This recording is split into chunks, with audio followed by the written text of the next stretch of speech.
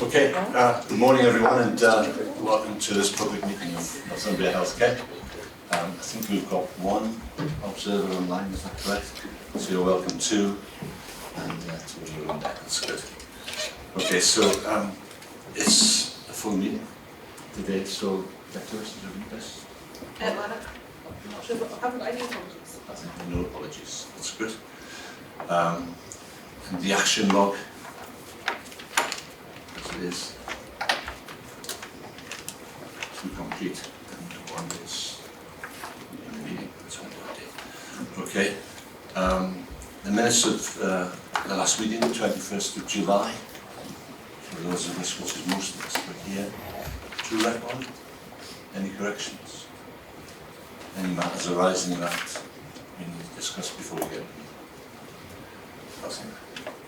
That's good. Just a few words from me. As chair, we've got a full set of meeting notes today, but we're really busy, so I've said just at the beginning, if we can get through things rather more quickly so we can get on with running the trust. There are lots of challenges out there for us to deal with. Just start off by acknowledging once again, if we're anywhere near being successful, it's because of our fabulous staff at all levels. Leadership right down to the last person, and you just see it every day when you go around the trust. It's there and people are committed, and that's fabulous. We kept that going for 2 years at least. It's not unusual for the trust, but at this period it's very special, and it is very much appreciated. The trust is recovering well to its previous standards. We're not there yet, but we're getting there, you can see that. And it's improving, which is really encouraging. It's not just about getting back. There are things we're doing better.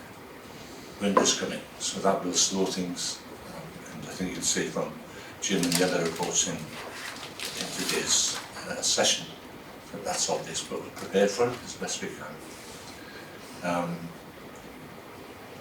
We've got a winter update, as I said, but there's also an update on the national position on maternity, I'm sure, which interests us all.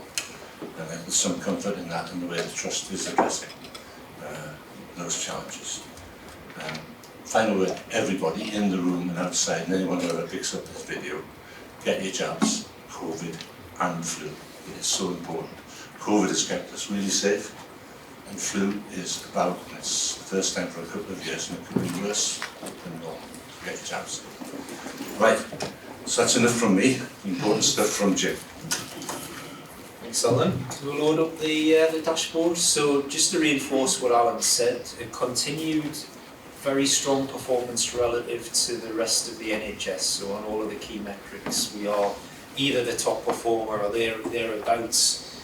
Absolutely, as we discuss all the time, a recognition that we're not where we want to be yet. So it's still quite tough. It's especially tough in urgent care, and also the whole thing that we've talked about in a sort of vague way, the complexity of what's going on in the population as an impact of the last few years, but also as the recession starts to kick in, etc. It's really apparent, I think, for staff now.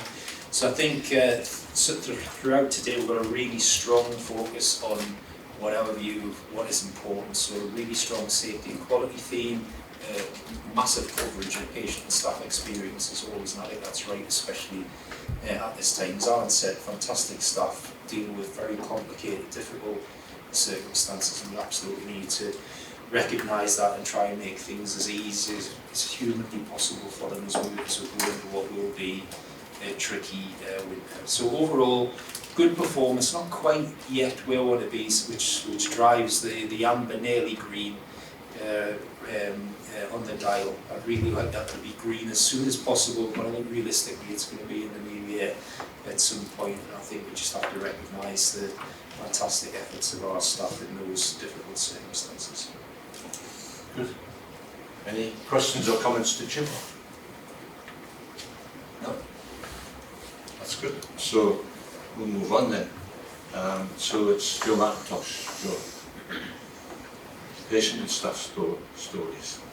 Yes, so the two stories that have been shared with the board today feature the RAS robotic. Thank you. The two stories shared with the board today feature the RAS surgery robot, So you've got a story from a patient who I think what stands out for me reading the experience of that patient is the care, the consistency, the information and the benefit of the going home and the recovery period. So I think, you know, it underpins the excellent patient experience that the surgery robot is given to our patients.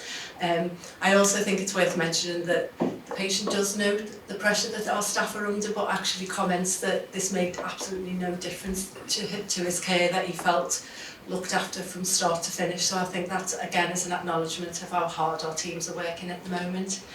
Leanne, who is a ODP in surgery, in theatres, talks about her experience. She talks about the challenges because it's new and it has lots of safety elements to it that have to be adhered to, and the team are going through a process of working hard to introduce the robotic surgery into theatres, but also that how much she's enjoying those challenges and how the team are working well together and it's building on their strengths as a team. And she also feels that it's bringing high benefit to patient care as well. So I think we can all agree that it's a really good demonstration of the benefit that the robot's bringing, not only to patient care and patient outcomes, but also to our staff who are involved in the care and surgery utilising the robot. Yeah, very good. Thank you. You had a presentation last evening on the robots and they're doing really well. It's over 100 colorectal and 650 general robot. And Chair, the patient story is one of about 7 we have at the moment that all reflect exactly the same thing. So we wondered, I know our governors were really interested when Jim presented about the robot. I just wondered whether it might be something we bring to our governors, because I'm sure they'd like to hear the patient stories. I think so. Yeah. And the patient, and I think the clinical stories, Jeremy's just getting in, but I think the clinical stories are also really quite good and encouraging in terms of length of stay and yes, pain and a lot of other stuff. It's a really good story. I'm amazed at the pace. Absolutely amazed at it. Yeah. So on that element, I think it is worth remembering that we saw the robot as an aspiration in December 19 in our governors and board in that month. So in that short space of time, it hasn't just been implemented, it's actually scaled up at a really rapid pace. And I think the team are very focused on showing that we can make robotic surgery productive as well, which has always been a bit of a problem across healthcare across the world. But you look at this staff story, what struck me with this was it actually reads quite technical, doesn't it? It's a technical challenge, which is quite different to the ones that we usually look, which is all usually about the struggle of balance and demands of lots of patients and not enough staff and stuff. So it was really quite different to the ones that we normally see, which is interesting. I thought maybe a sign we're coming up, sort of darkness. Really good. So well done, that's really good. More of that. And patient stories as well. And patient and staff experience, Joe? Yeah. So. That's an enclosure 5. What exactly? It's just frozen. Oh, brilliant, thank you. Great. So in terms of the paper that has been presented to board, you can see right across the board in terms of our patient perspective, our real-time measurement, that we continue to show strong performance for patient experience with consistent scores across the board.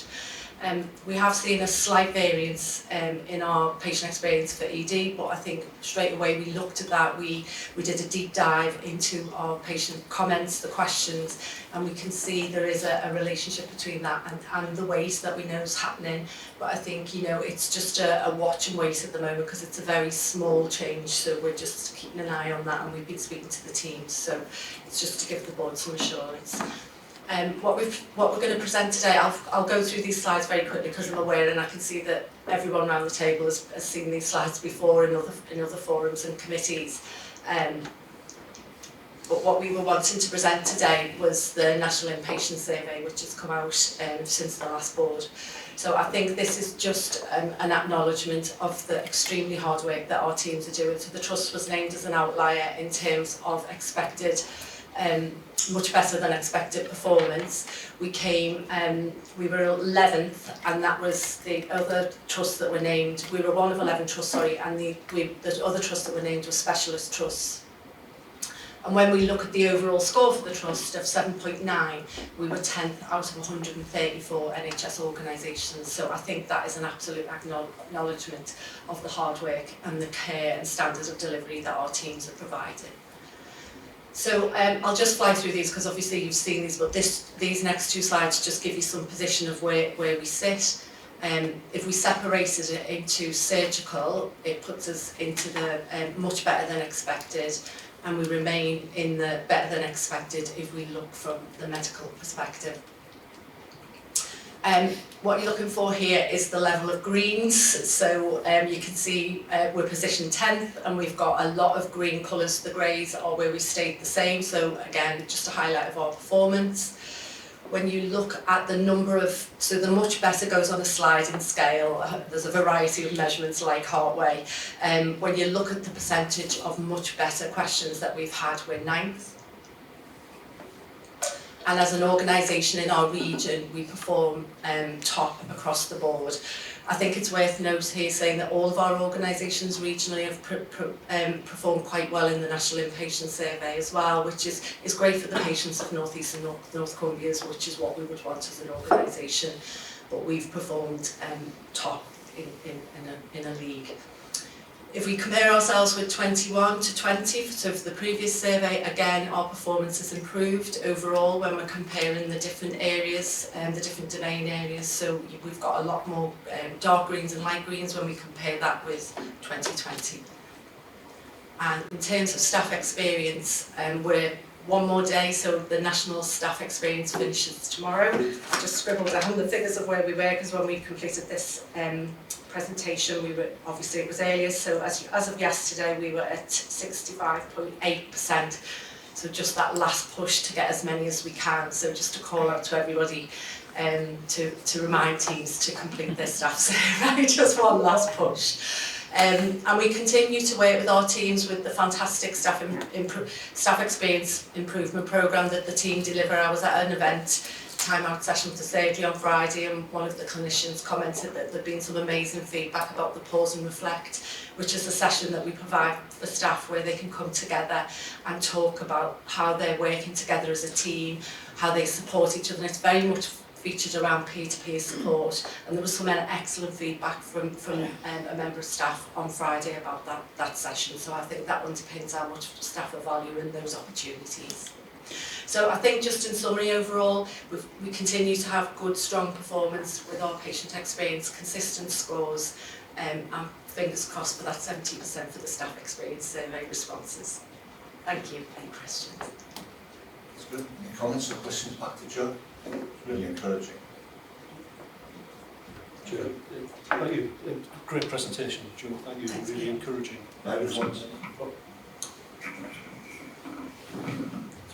Yeah, thank you, Joe. Great presentation and really encouraging results. In terms of the score for feedback on care, 1.4, is that 1.4 low as good or low as bad? It's low. It actually relates to whether patients feel they've been asked about their care, which I find quite surprising because they're filling in a survey, and it's, if you look nationally across the board, it scores low right across the board. So it's not good to be low, but I think for us in our organisation, we can rest assured we know we're asking our patients at every point in their pathway, you know, what's their experience of care. Maybe it's an easy win to get the score up. Yeah. Thank you.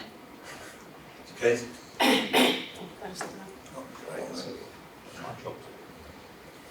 Just for the board assurance, I've got an update as of this morning for Trust Survey. We've actually hit the 66, which is great, and that's 31 surveys filled in yesterday, and at this point in time that's really good that we're still getting those in. But I also just wanted to note that we've got 44% completion from our bank staff, and this is the first year that we have surveyed bank, and there's 900 people it's gone out to, which I just think is fantastic, and it shows that real level of engagement, so really, really pleased with that. I like to think it's not in the moment, it's what we do every day. and people want to be engaged, they want to talk to us as leaders, and talk to each other too. So whatever we're doing, keep it going better. It feels good, which I kind of think is the next topic, which is just to prove it. Since COVID, we managed to get more non-execs on the floor doing walkabouts and checking for themselves as to what's going on. And that certainly helps our conversations around tables like this, because they're definitely grounded, they're definitely important. And we'll take a few moments now just to section 2.3, just to receive some of the reports on the board walkabouts. So thanks for that, Joe. Good lead in. No other comments? Okay, so we'll go to Steve McKinley. You walkabout Northumbria. Thank you, Chair. My walkabout, I visited wards 1 and 3 and NSEC in general with the capable guide of Jeremy. I thought it was a great visit. We've all had lots of stories about the issues at NSEC and build-ups and reception, but it was pleasing to see that wasn't in evidence in the day that I was, or at least the time that I was there. Everything seemed very welcoming, including the staff. There weren't any volunteer helpers at this occasion. There had been on my previous visit, and I do think they made quite a difference. To try and keep it to reasonable time, I just think it's worth saying that I met a number of staff who'd been previously employed at different trusts, and I always ask the question, how does it feel, and do you feel supported? And it's a consistent message. I think we always have to be cautious about assuming people have a good experience at Northumbria in comparison to others because of some of the data that we have available about performance, but they really do feel supported. I was really reassured by that. If I look into it slightly more deeply with in Ward 3, Catherine was the nurse in charge. She was absolutely brilliant and really did feel like she was on top of what was going on in that ward that day. Again, the positive culture she talked about, great use of IT, and in particular the discharge plans. There was a clear route for everybody, but it went into some depth with Catherine about those discharge plans and the journeys. It was really clear to me that there was an awful lot of complexity in some of those wards. I think we can sometimes, especially in the public's mind, think that discharge problems are all about care homes and elderly and frailty, but there are some really complex, challenging social issues that our staff are dealing with. So she identified some of the partnership work that goes on in order to help those discharges, in our provision of the Home Safe team, co-located in the same building, was a real benefit. But she did identify that there could be some improvements made to psychiatric assessments to allow for discharge more quickly from other partners. The Ward 1 was again a great example of somebody who's absolutely on top of what was going on, great use of IT. The one area that I thought was worth raising was that as a trainee nurse practitioner, she'd been waiting for some time to be trained to prescribe, and I felt like that was causing a problem for her and other members of staff, and if that was something that we could speed up, that would have released a bit of a bottleneck. But overall, just a great experience, great use of IT, great evidence of supportive staff culture, and the teams seem to be coping really well. Thanks for that, Steve. Very good. Jeremy, did you want to pick up the prescribing point? So I think prescribers in general, we've been trying to grow our prescribers. We have nurses, pharmacists, and obviously the medical prescribers. But the training is quite long and involved, and there is a bit of a queue. We're working absolutely as hard as we can with with Northumbria, I think it's Northumbria, isn't it? Northumbria University to get people through. And it is also a particular problem still for physician associates because they don't yet have the regulated background to allow them to prescribe the work that is coming. Yeah, we're doing what we can. We've made a lot of progress over the last 4 years. So I thought it was fantastic to see the nurse practitioners there supporting the team and essentially the ortho geriatric style care in a role because we lost some doctors from that ward who had to work elsewhere, and the way they've stepped up and really supported the team was fantastic. But I'd love to get them all prescribed. That'd be great. but there is a general point, isn't it, about upskilling our workforce right across, just to strengthen the support of what we do. At all levels, nothing in all services. It's evident to me, actually. That's good. Good, thanks for that, Steve, Jeremy. Right, Alan Craft, please. Yeah, I visited Wansbeck with Jeremy. We went to two places, the Urgent Treatment Centre and to radiology.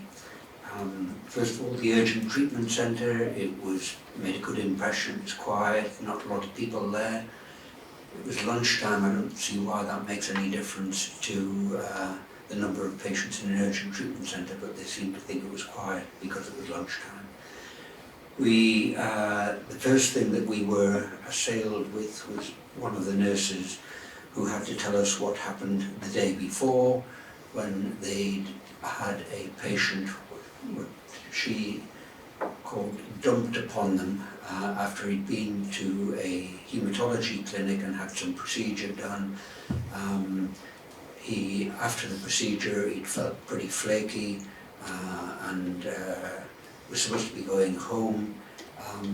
The consultant who was looking after him had left the clinic, so there was nobody in haematology to look after him. So he went to the urgent treatment centre and was looked after until he went to NSEC. And they seemed to say that urgent treatment centre was being used quite a lot as a, better word, dumping centre for when urgent things happened in the hospital and they couldn't find anybody else. Jeremy assured me there are procedures, standard operating procedures in place, and I'm sure that he'll comment on that. He was going to look it up. The other thing about the urgent treatment centre is it does treat children, and there's some children in the waiting room, and it's the most unchild-friendly waiting room I've ever seen. I've spent my life trying to make things friendly for children. There wasn't a toy, there wasn't anything around. I'm told the paediatricians never go near the place. It's not in their bailiwick. It's in the bailiwick of the urgent treatment centre. And I think, so I did say, speak to the charity, get the charity to give you some toys. And it was also the whole thing was a very sterile place. All the walls were white. And I told him to get in touch with Brenda in the charity, who was all into colour and making things better for people. So it was an interesting visit. We then went on to radiology, and that I think was probably more interesting in that it was quite quiet, but when you opened the doors, there was people in behind all the doors. First person we met was a reporting radiographer who seemed to spend all these days just sitting in a little room reporting x-rays, but he'd been there for years, very enthusiastic, and clearly does a good job.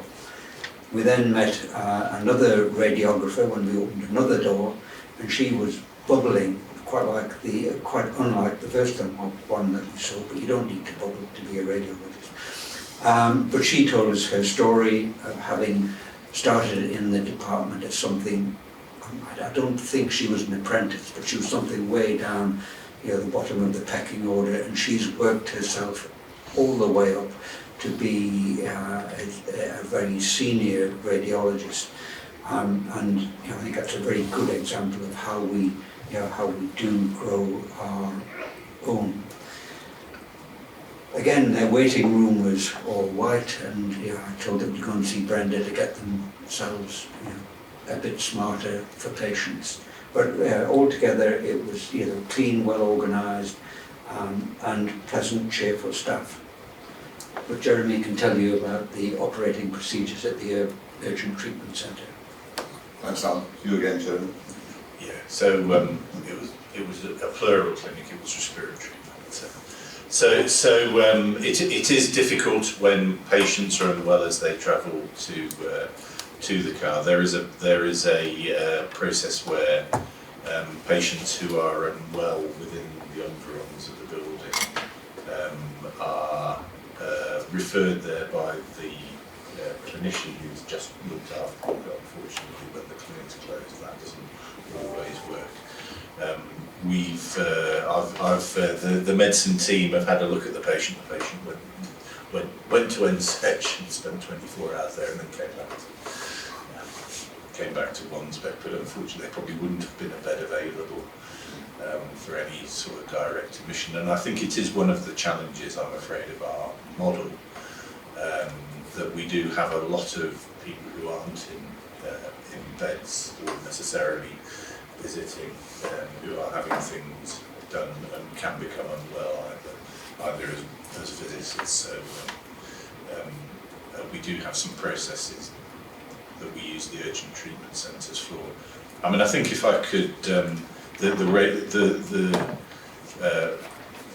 we did meet a doctor on the visit. He was a cardiologist who was doing cardiac CTs. So I think the flexibility and the ingenuity with which we're keeping base sites, the radiology department, they were all covering Alnwick and Berwick, are very committed to keeping services local. This is what it requires in this day and age.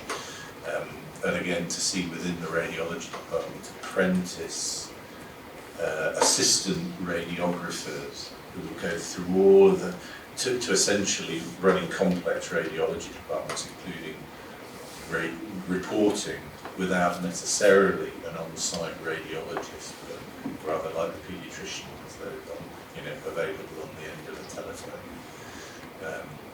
And the urgent treatment centres, it really does strike me, are a very, very important local resource, and a lot of people with a number of conditions, and they're absolutely vital to the functioning of our base sites, and something I think we need to probably have a look at how they work and nurture and grow them, because I think they're a fantastic resource.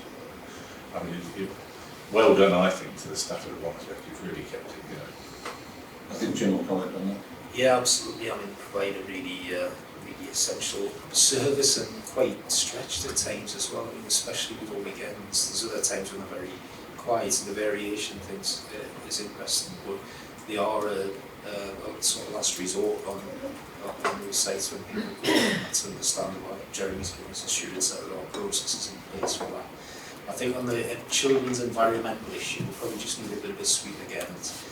Going around the areas where children can present and make sure the environment's appropriate. So I think there's a clear action there for us. That's probably just drifted a little bit with COVID. And then again, a bit of assurance on the radiographer who's been in the room for years that have gone home occasionally as well. So I don't think we can worry too much about them being kept captive. And the gentleman who was 24 hours at NSET, was he comfortable? Could he be comfortable there for 24 hours? Would he be in a room? I thought you said you went to NSET and he was there for 24 hours. Yeah, so he went there, had some diagnostics. He'd be in a room and a bed or whatever. Oh yeah, room. yeah. Just be clear. Yeah, he was. Yes, he wasn't a fan. No. All 12. Just for clarity, that's all. Okay, Alan, if you want the job in the States.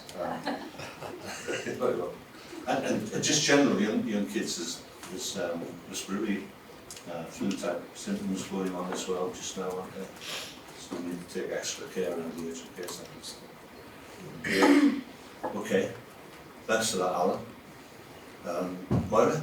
Yes, my walkabout was around North Tyneside. Marion and I had a good hour and a bit. We went to the day surgery unit at North Tyneside, which was fairly quiet in terms of patient activity. A lot of staff were obviously taking the time to get ready for the afternoon's session. I think it's fair to say it's looking a bit tired, the surgical day unit, so I think there's plans already in place to have that updated or refurbed. And on top of that, there was a newly appointed manager there, and she spoke very enthusiastically about the role of the unit, you know, the variation, how it's a good training ground. She's obviously been with the trust for a number of years, although I'm not saying she was, she thinks she said she'd been 10 years with us, but had worked around the trust, which she obviously had a passion for surgery, and she obviously, I thought by the way she sort of conducted the conversation, was very keen to get students, to get any of our apprentices or associates, any of those through that unit, because it should give them a real appetite of how good it can be to work in surgery. So she was a really good advocate, I thought, for the service. Then we went on to Ward 7, which is a GI surgical ward. That was really busy. I think we probably, you know, didn't have any beds, or maybe just one that was kept vacant while somebody was away to do a home visit, and that was it. Again, the ward manager there, I thought, spoke very passionate about the role, about the ward, and it came across, you know, how they really do care.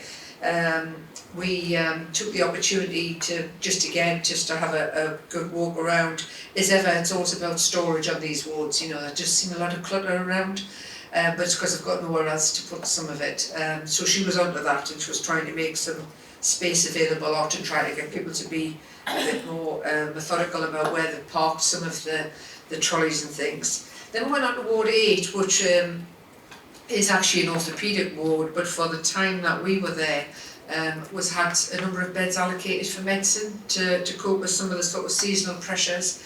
And you know, when you walk onto a ward like that and you speak to the people in charge, you think they're going to say, oh well, you know, we've had to turn our hand now looking after medical patients rather than surgery, and there was none of that at all. They were very enthusiastic. They said actually it's quite nice to have a change. We're not geared by the theatres or by discharge physios, you know, we've got some time to spend looking after some of the medical cases that had come in from over the last few days, and there were all of them that I spoke to were very keen to make sure that, you know, if they've got capacity, then they should take on that role. And you know, there was obviously a bit of a mix on the wards, you could tell that. There was also COVID on the ward when we were there as well, so one of the bays was out of action, but that didn't seem to be an issue. So we spoke to quite a number of staff there, and talked a bit about recruitment. Most of the staff, I have to say, compared to the last time I did a walkabout, most of the staff were very positive about recruitment.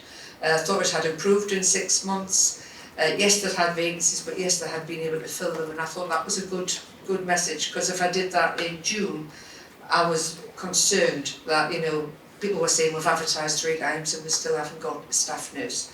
So I thought that was a positive message.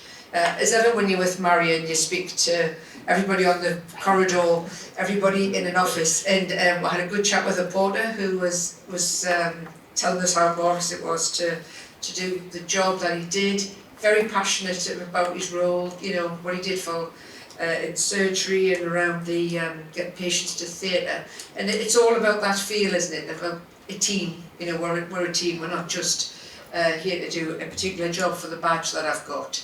I'm actually the important part. So, Marion, have anything else you wanted to add? No, it's very good, very productive visit, and I think, Alan, just to say that the team are very, very pleased to see the non-exec's background again. They're delighted that you were around there. Yeah, it's very affirming both ways, I think. It's nice to be part of It's it good. from our point of view, isn't it? Definitely. That's good. Thanks, Maya. That was a really good report. And Richard's been around Alec. Richard's a new voice. So Yeah. Sorry for the disembodied voice that you're going to get for this, but I think it'd be fair to say I enjoyed the visit. My wife will testify to that because I spoke about nothing else for the rest of the day. I think Alec is everything I expected it would be, and a bit more besides. On the, if I pick out the real highlights, clearly everybody was delighted to be back, and there was a real buzz about the place. The staff were delighted, the patients and visitors we saw seemed very happy as well. The new ward, I think, is wonderful. It's not without snagging issues, and I'll come back to that in a moment. Saw the day oncology unit, which I don't know if it was in its first or second week of operation after the refurbishment works. It was lovely to see that, and it's a stunning facility, and I think that was good. Marion and I went to have a look at the building works, hard hats and the lots for where Ward 1 was, which is being converted into an outpatient area, and I think it's going to be a really, really good facility when it's finished. We can see from the satisfaction data that outpatients in Alnwick are very happy, and I think that's despite the facilities. So I think with the new facilities, it's going to be a great experience for people in the Alnwick area. Clearly, there are challenges on staffing in Alnwick. I think in the ward there seems to be a reasonable amount of optimism that the arrival of the overseas nurses would be a big boost to that and would help to address the issues, although it's probably a little way away before they'll finally be resolved because of the issues of getting them through their various certifications. The maternity unit is clearly a stickier issue, and there are some significant numbers of vacancies, and that is having an impact on the service they give in terms of on-call, in terms of home births. But it seemed to me that they were doing the best they could with the limited staff they've got to carry on with the antenatal and postnatal care. There's a real determination amongst the people we saw to give good service. So overall, a good trip. As you probably expect with the new ward, there were quite a few snagging issues, and whereas I would say there's probably a tide of goodwill for everybody being back, it would be nice to see those snagging issues fixed. Otherwise, they start to grate after a while. And probably the one that will need a bit more thinking to address is the lack of space. It is quite tight, the space on Ward 1, and I think the nurse practitioners in particular were feeling the lack of privacy that came from it. Marion, I don't know if there's anything you wanted to add? Thanks, Richard. Just to reassure everybody that as soon as we met, I got in touch with Marcus. He's already on to all of these things. They are snagging, very early door snagging. But the staff were delighted to be able to show Richard round, but also to tell them these snagging issues and what they would do differently. So the estates are already on it, and Marcus has actually been in touch again today with an update to all of us about Alnwick, and it is progressing nicely. Okay. And the maternity issue? Yeah, so maternity is a struggle. Jim and I have met with maternity this last week. We're trying over the border as well to try recruitment there, looking at secondments, things like that. But it is difficult up in the very north at the moment. This is one midwife out of two, isn't it? Yes. And we've got some long-term sick. Paul? I just wanted to ask, we've heard on a couple of the visits about lack of storage and capacity, etc. I just wondered whether any of that could be stored off-site. Just a bit of housekeeping. So obviously got Citadel as a warehouse, so need that. So actually what Marcus has got at the minute, Paul, is that they're creating a wee bit of storage just in the outpatient department on that top floor, and it's a decent size, isn't it, Richard? We were quite impressed by the size of it, just so that if there was anything urgently they needed, and I take your point completely about we can have it off-site if it's not urgent. The space in the other old ward area is Good. And I mean, these small refurbishments are going on the whole time. It is better, but not perfect yet. Good. Well, they're good reports, aren't they? So thanks for that. And Jeremy? It was just to say, Moira and I visited Alnwick when it was was it Ward 4? It was, yes. Anyway, I'm really pleased, Yeah. so that wasn't that long ago, and they were Absolutely. itching to get out, so they That's will right. be pleased, I'm pleased. Yeah. Yeah, so much better. They wanted it. Yeah. And Marcus is going to send some photos round it's worth saying that we're now using a different contractor as well. We have struggled with that contractor quite some. So the snagging will be less in the future. Well done. Okay, despite the difficulties we got there, I mean, it took longer than we planned, but we ran into asbestos right at the end. It did take longer than we planned, which was slightly frustrating for staff, and they were really, really good. Displaced to one spec for 6 months. So thanks to staff again. Mike. Guardian of Safe Work. Hello everyone. Glad to be with you. I was going to be on Teams, but a lovely registrar is coming in my clinic looking very nervous as I left him in a special school. So I've got to get back to him, but this shouldn't take too long today. It's been a while since we were 4 months since I was here, and there's not too much to report. Hopefully you've had a chance to look at the report, but the exception report side of things, we're back really to pre-pandemic rates. We had 253, 19, 20, 261 last year, and we're a bit down this year at 124 so far. But there's been a big upsurge in October, so I think this quarter is going to rebound up a bit, which is probably new doctors changing in August. So exceptions are following the same pattern as ever. They're mainly in medicine business unit. They're mainly due to late finishes, with time off in lieu being taken back. We've had a little flurry of them for missed breaks, but no patterns in particular rotas. And interestingly, we've had a little flurry in trauma and orthopaedics, which has never happened before. We've had 12 exceptions this quarter from trauma and orthopaedics. There's no pattern, it's late finishes. I think there's just probably a slight change in culture with some junior doctors choosing to fill in exceptions when in the past they might not have because they got time back in other ways. So not really too much to say about exceptions. The hotspots we had in the past in care of the elderly and gastroenterology are not there at the moment, although those two areas continue to be the highest reporters overall. But we tend to get a quarter where they spike and then a quarter where things dip down again. And I think it's just indicative of those being very busy Bayside, particularly wards, where people are, if they have a busy day, they get away a bit late. On other days, they get the time back. I've still got this, my apologies, this Junior Doctors Forum. I can't get junior doctors out of my head. We're now calling them postgraduate doctors, which is much better, because some of them have been doctors for 10 or 12 years. So it's Postgraduate Doctors Forum. We had terrible attendance in the pandemic, and then things have got a little bit better. So we peaked at 30 pre-pandemic, which was great, over 10% of the junior doctor staff group. We had 17 2 ago, then dipped to 4, and we're back to 8.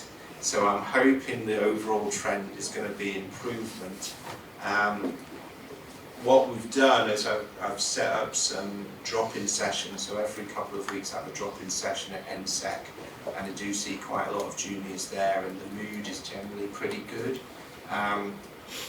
Particularly in the emergency department, there's very few exceptions, and there's a really well-structured way they get their breaks. So when you see them, they're always happy. Sometimes not happy because they're on their enforced break in the mess. But generally, I think the mood from our junior doctors is pretty good, and I think they're starting to compare us to other trusts, and I think we're doing a lot better. And an example of that is we still haven't had any fines. Our rota setup's so good that no fines yet, touch wood, and there are trusts who are well into 6-figure fines over the course of the contract. So we don't have any money to spend, which makes, maybe that's why no one comes to Postgraduate Doctors Forum, because we've got no money to spend. But we do give them cake and lunch, so they still don't come. But I'm trying. Pizza's done it in the past, but we haven't gone down that route yet. So we repeated the discouragement survey, which we've now done, I think, 4 times. We did it last sort of New Year. I had a bit of trouble with the SurveyMonkey system because basically the license expired and we lost some of our results. But what we managed to pull out, 40 returns, which was the same as last time, with a reduction in reported discouragement, which was great, because I have done a few sessions with the consultant body to try and not re-educate, but remind people that junior doctors or postgraduate doctors are on a different contract than we were on when we were postgraduate doctors. So hopefully the culture is moving in the right direction, and some of the discouragement results were more about the general culture and I think people's misunderstanding. So people saying you can only fill them in if a consultant says you can, which isn't true, and it certainly isn't true in our trust. It's not true contractually, and it's definitely not true here. And it is offset by quite a few exceptions we see where the postgraduate doctor actually says, I was told to fill this in by my consultant. So there's encouragement, there's more evidence of encouragement than discouragement.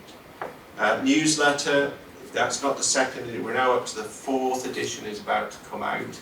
I can't remember who's interviewed this time. Jeremy has been interviewed in the past, so if you want to know anything about Jeremy, go to a previous edition.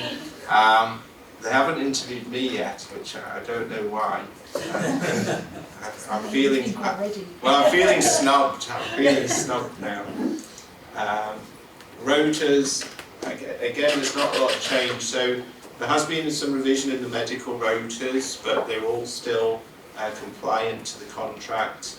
We have been since August 2020, and that includes the 1 in 3 weekend restriction, which a lot of other places are still struggling with. We continue to have some relaxation in the rules, in that through Gold Command there's an allowance because of COVID that juniors can do an additional locum shift per week, and that can contravene the rules as long as it's not really unsafe. And I have to mediate on that if there's any doubt. And there are gaps, there's always going to be gaps, but we have systems set up to mitigate those gaps, and I think the fact we're not getting lots and lots of exceptions shows that that's working, and that's the hard work of the road coordinating team and the admin teams really. And I think that may be it. Yeah. Very good. Jeremy and Ruth. No questions, just a comment really, and it's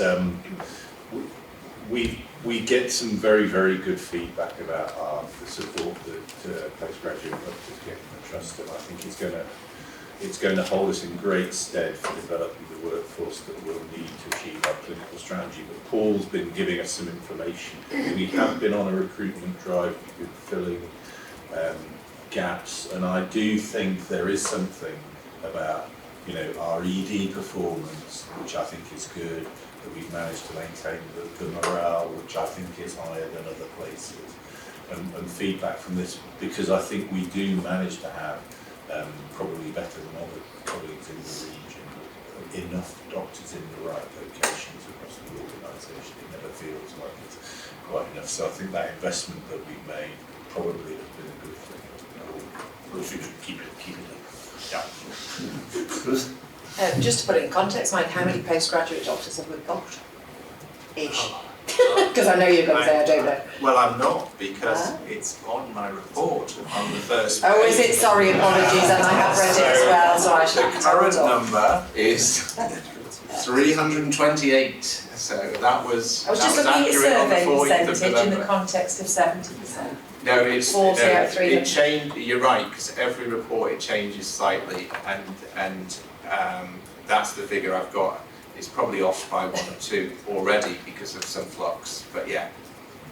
But and it's probably worth saying, because it doesn't include the F3 doctors, for example, because they're not class. We have a large number of those as well, which we're not training doctors, but we do provide some training opportunities for them, probably also to attract.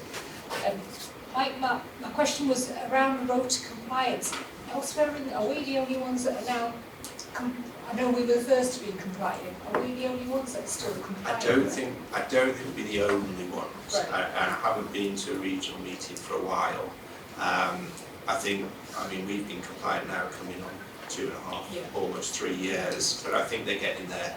The thing they fall down on is the weekends, but I think there are places now coming in, I don't know where yet, but we can't say we're the only ones, I think. Just remember taking a hit very early on, that's why. But your point about F3 and other non-training grades is great, because I think there's two things. One, we do train them, which we don't have to in those roles. There's more and more juniors going down that route because they want flexibility in their career, and they are the real give in the system. So the places, for example, in London don't struggle with the rules, because they have loads and loads of non-training doctors, because everyone wants to come to London for their entry into the UK. So they'll have less than half, some of them, of their doctors on the rota are subject to the contract, whereas traditionally we've had 100% of our doctors. So actually having that flex F3 and I think I'm at an ST8 F3 or something. What does that mean? They're an F8. There'll be F15s next with Tom Cruise. But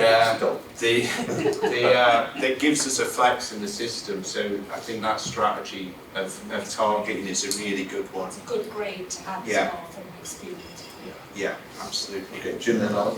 So I was just going to say, well done. The having an uneventful report, like, it's actually a good thing. So it's really easy to skip over and take it for granted. There's a hell of a lot of good hard work goes into to getting to this point. So well done, Mike and others. And also just on the health and wellbeing side, it's very well used now. Not just for junior doctors, but staff generally. So we were all a bit anxious about that at the beginning, weren't we?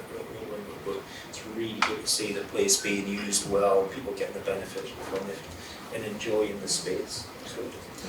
Alan? Yeah, thanks very much. You've done a very good job, and it's not easy, and it's better than most of the trusts that I've been in. But do you do anything to try and get your message across to our medical students? The place is awash with medical students from everywhere, and they need to know that this is a place they should come back to. And just to hear you give that report, I mean, I don't know if there is any sort of mechanism where you could do that. Or whether you're invited to talk to the medical students at every stage, but yeah, I think your enthusiasm would encourage people to come here. Yeah, not formally actually, so I do my own undergraduate teaching, so I do come across students that way, but there's no sessions that I know of, it's not in their curriculum, Guardian Safe Working. It is poor really, because I think they come into foundations and they have no idea about contracts. We're all bad at who reads their contract. I don't think I had a contract for the first about 6 years of being a junior doctor. So things have moved on, but they really are very naive, particularly the foundation doctors. So we do the induction when we get them as F1s. The inductions are back face to face, which is great. But it is something I think medical students don't really think about, contracts, and maybe they should. But I think the message that we're a good trust is getting out there to medical students.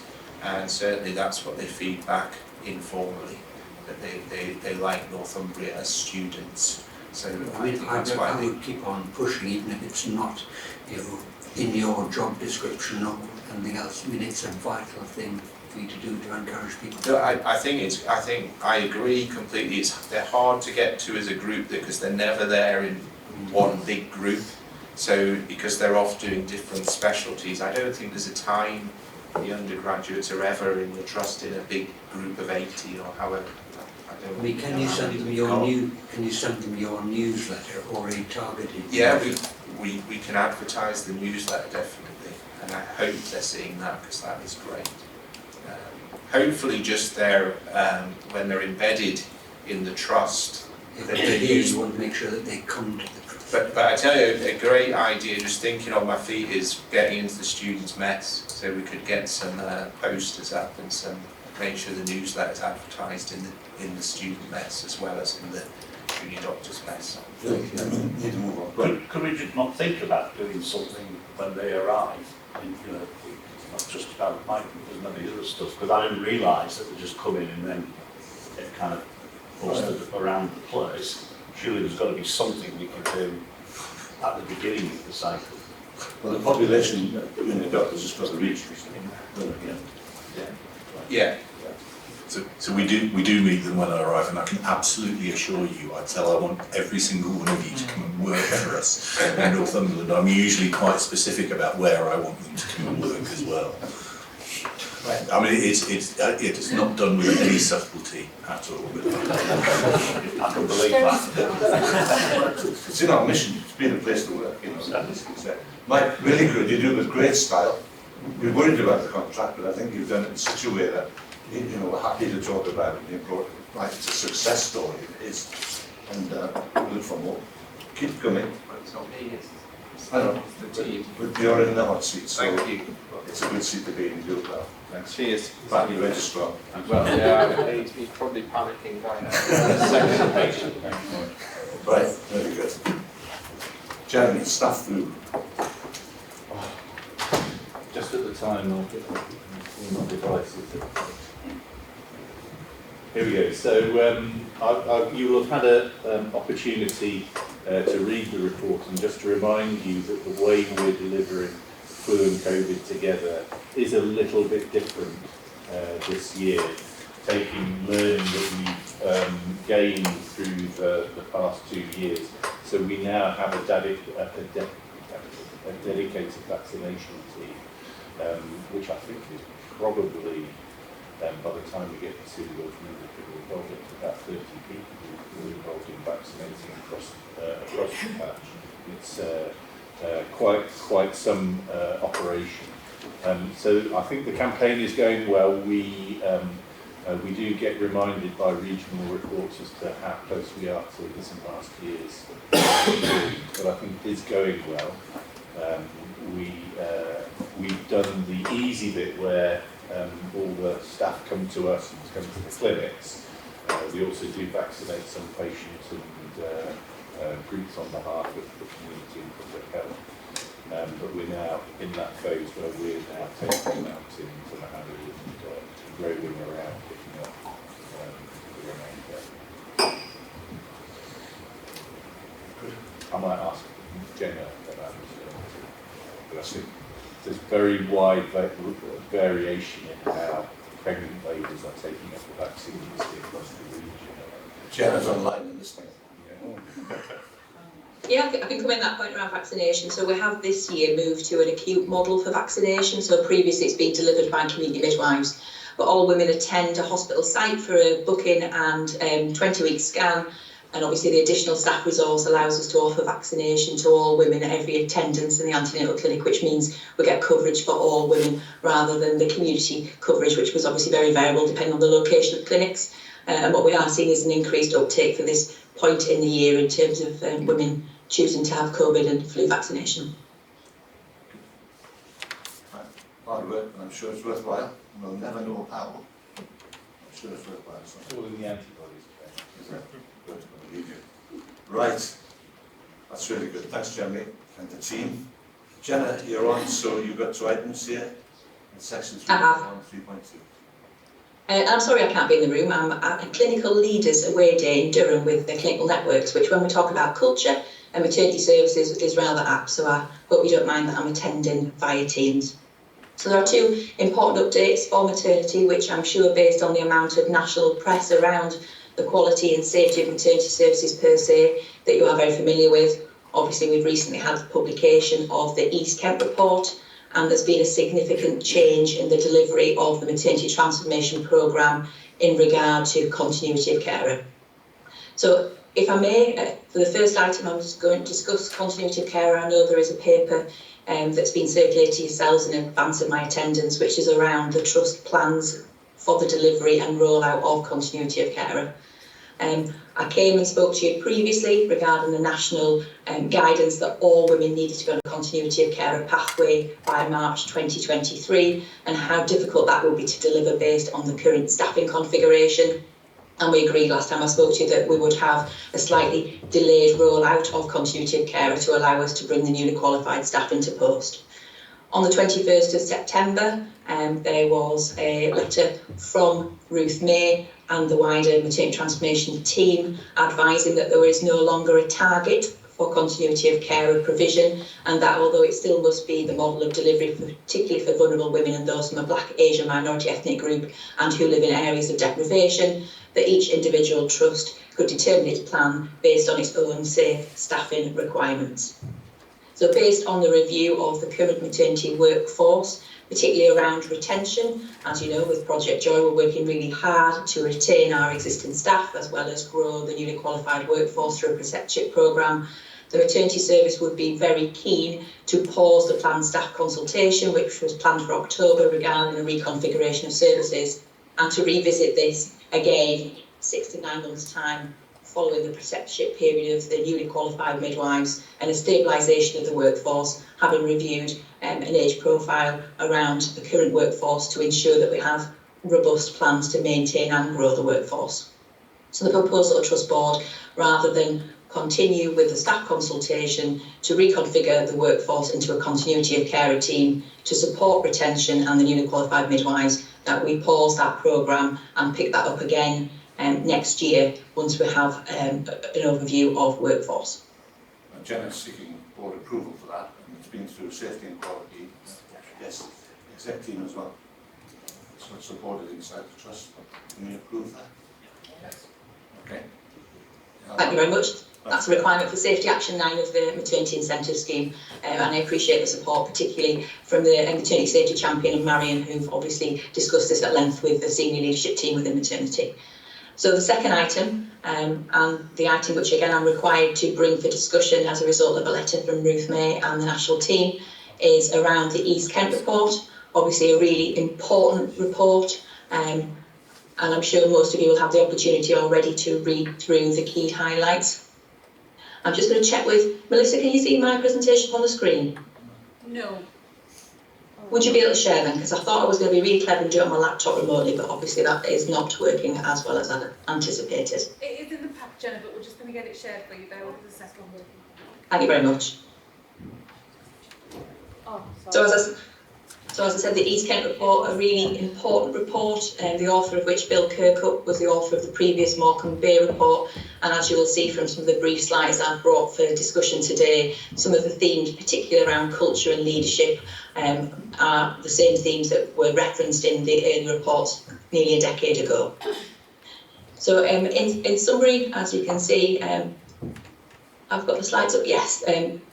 The death of a baby is really devastating, and as I said, the findings of this report are imperative and requires us all, particularly yourselves as Trust Board, to review the findings and the national steps to provide assurance around the quality and safety of all maternity services. So the report was really clear. There's a clear pattern in terms of behaviour, and those that were responsible for services often provided clinical care that was suboptimal and led to significant harm, but probably more importantly failed to listen to families involved and acted in a way which made the experience of the bereaved families unacceptable, and obviously this was distressingly poor. The individual and collective behaviours of those providing the services were visible at the Trust Board in a series of reports and lay at the root pattern of the recurring harm. Now I know that as one of the Ockenden requirements, we bring all our serious incidents to Trust Board as well as to safety and quality for your review, and you have a clear oversight of the serious incidents within maternity, and we obviously have robust conversations in regards to any themes that may emerge from those, and that's obviously very important that we continue to be visible to yourselves in terms of some of the areas for improvement required within the maternity services. Had care been delivered to the women of East Kent to the nationally recognised standards, which include the ARCOG and NICE, then the outcome would have been different in 97, so around half of those 200 cases that were assessed by the panel. There was not a single clinical shortcoming which explains the outcomes. Neither was it an issue around staffing or infrastructure. It was more that the harm was identified as a result of poor teamwork and professionalism and the compassion as well as listening to families, something which the maternity services at Northumbria pride themselves on, particularly with our close working relationship with the Maternity Voice Partnership as part of the service delivery and improvements. The report highlighted 4 key action areas, which was around monitoring safety performance, as well as clinical standards of behaviour, how the team worked together, as well as organisational behaviour.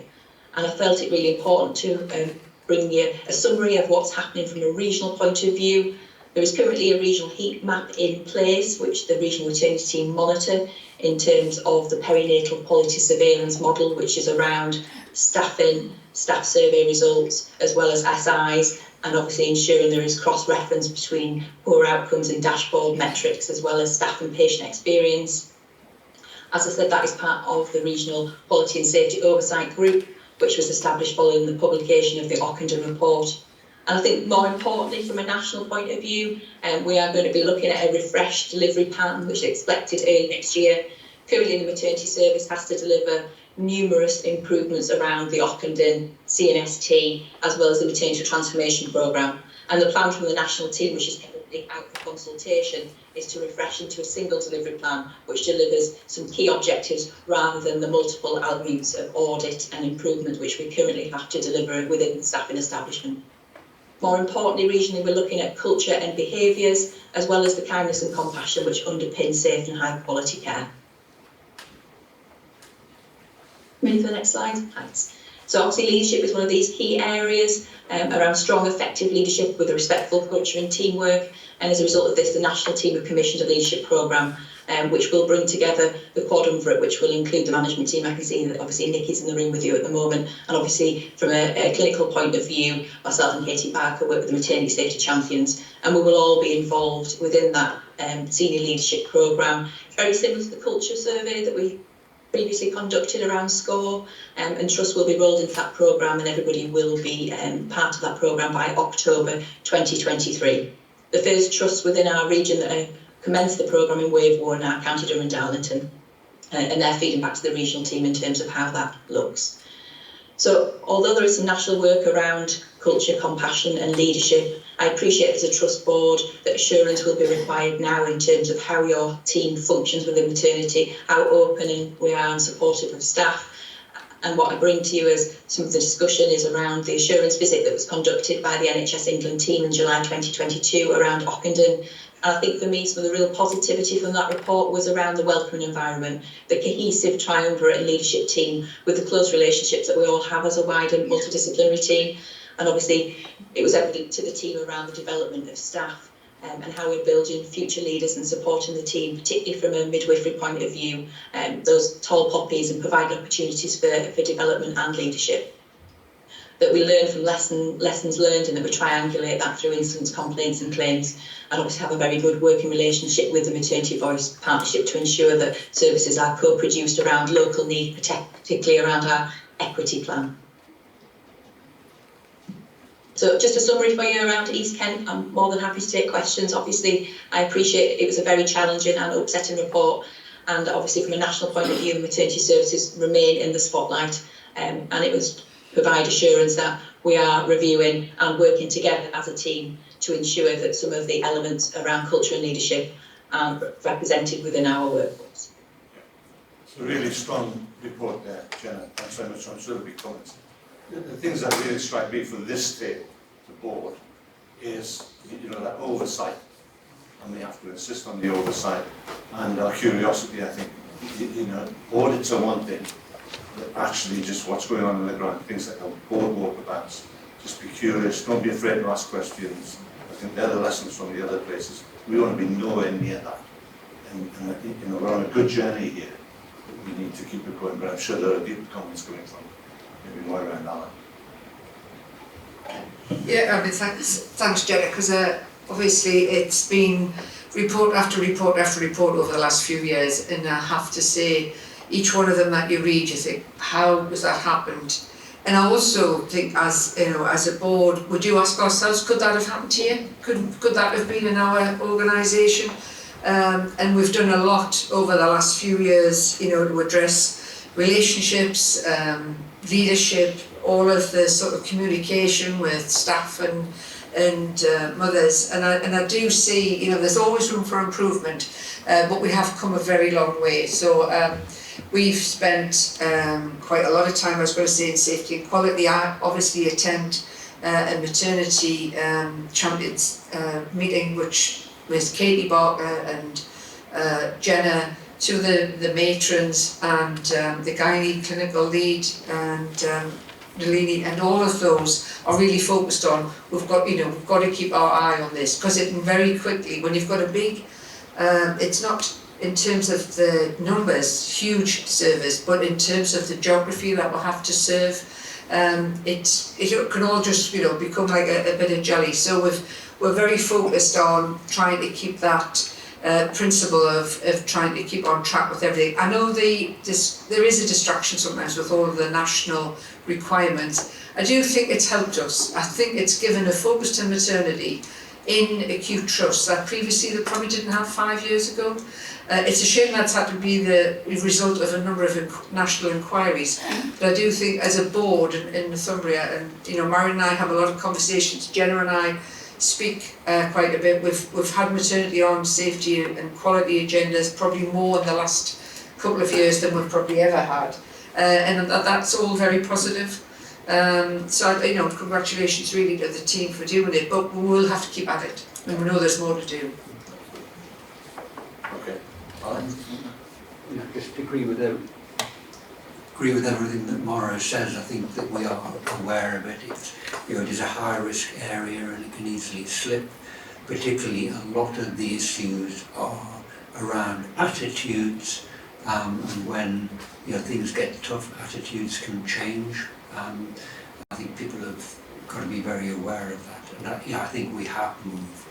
I did one of the reviews in Barrow and Morecambe before Bill Kirkup went there and really finished them off, and our place is just so totally different to that. It's not perfect, but then no system ever is. So I think we are on top of it. We see the really sharp end at the safety panels, but I'm as confident as you can be that they're extremely well led by Jenna, and we can't relax, but as a board I think we should be assured we're doing whatever we need to do. That's all. Yeah. I'm always really reassured whenever I hear Jenna in these meetings, and equally reassured when we've got such capable board members around this issue. My question really is about joining the two bits of Jenna's presentations today. The reduction in the requirement for continuity of care, and it's probably helpful relaxation, but it does say that it should be able to be provided for women. And if I look at the Core 20+5 document, which you'll have heard me bang on about a few times, it does talk about women who from black and minority ethnic backgrounds and deprived communities. And I just wonder where the kind of sign-off or oversight is, that at what point do we determine that a woman might need that kind of continuity model, and where's the governance around that? Thank you. Jenna, you want to go for that?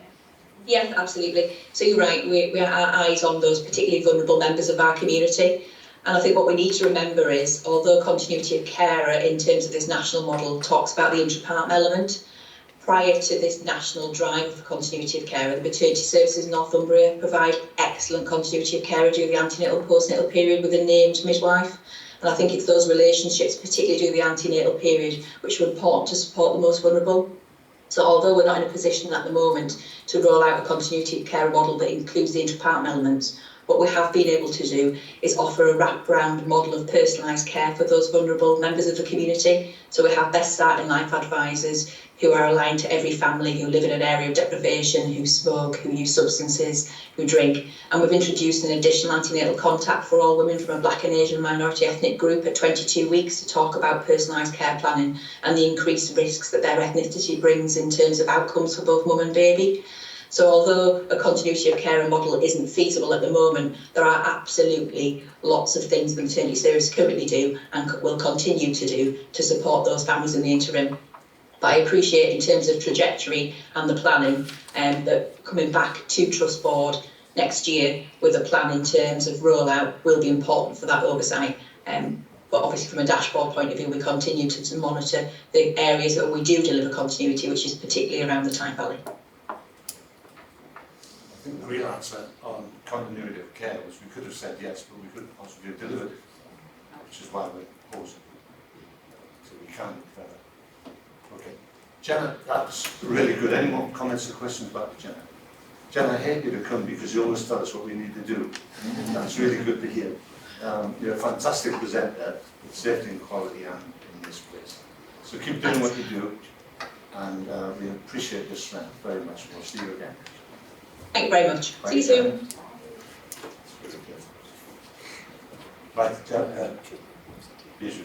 yeah, so the board will met and listened to Simon talk about the winter update on a number of occasions, so I wasn't going to present that here. We can circulate the same presentation that's been previously to FIP and to SQ and the board development session. So I wasn't going to talk about that in any more detail. We can circulate that same presentation. Yeah, we'll make sure that's available on the website. It'll be Simon's medicine and emergency care update next week. He's online, so on leave. Right, Simon, on leave, thank you.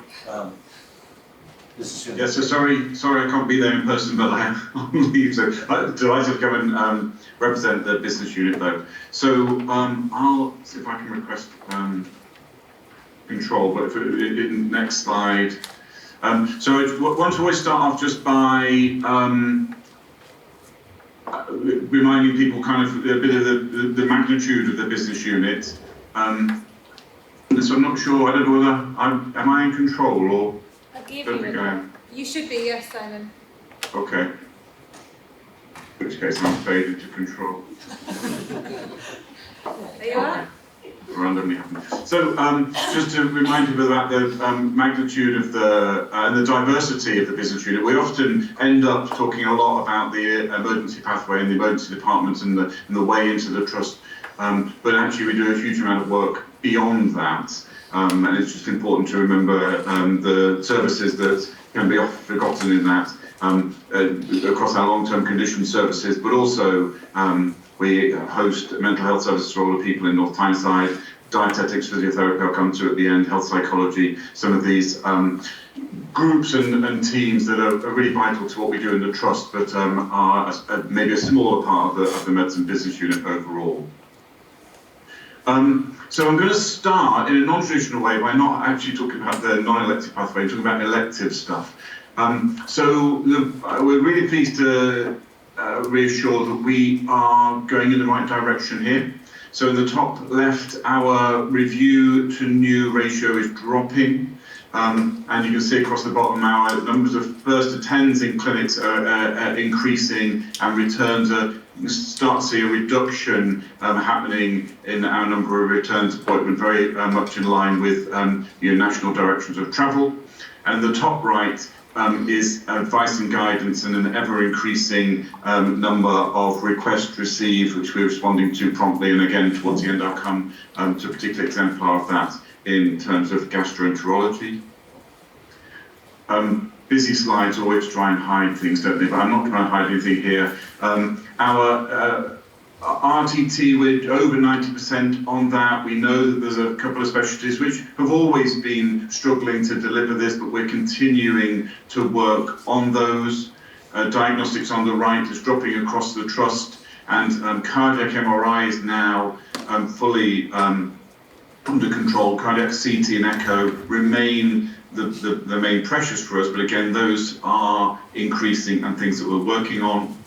Our appointment slot issues are dropping, we're very proud to say, and we're right on track on the elective recovery parameters. Barbara's very, very proud of that. I think we're the only business unit in the organisation that's on track on all levels of that. So again, that's grand. If we do start thinking about the emergency and non-elective pathways, there is an important context to this that you'll be very familiar with, nationally and in the media as well as locally. And you can see here that our kind of 2022 levels, just the numbers of people in the emergency system is increasing and pretty level, despite there's no summer abatement really of this. And there's lots of factors at play here, but there are lots of concerns in this. So we, end up with a lot of people in waiting rooms, particularly in the emergency departments and urgent treatment centres.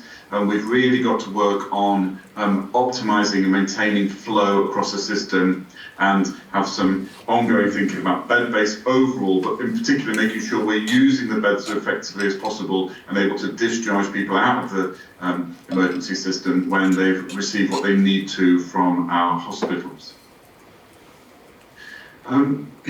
So again, there's always something odd when we talk about the ED performance, because we kind of do keep saying, it's becoming a bit cliche, that we are around the best in the country, but we're not as good as we'd like to be.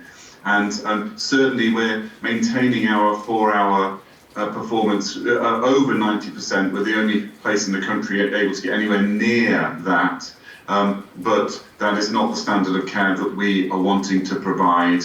We do end up with, sadly at times, prolonged waits to be seen, and also some issues with ambulance handovers, which are very, very, I'm sure we can come back to the questions if we need to, but very high on all agendas.